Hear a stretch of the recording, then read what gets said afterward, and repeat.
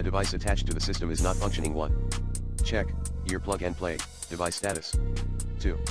Check whether your external device and drive types are incompatible. 3.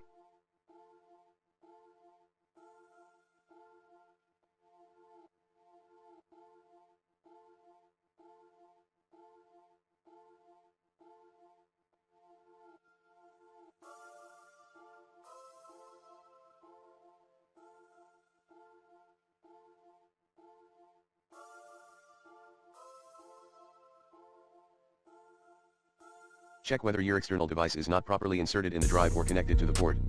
4. The external device is not properly formatted. If so, run disk management as admin.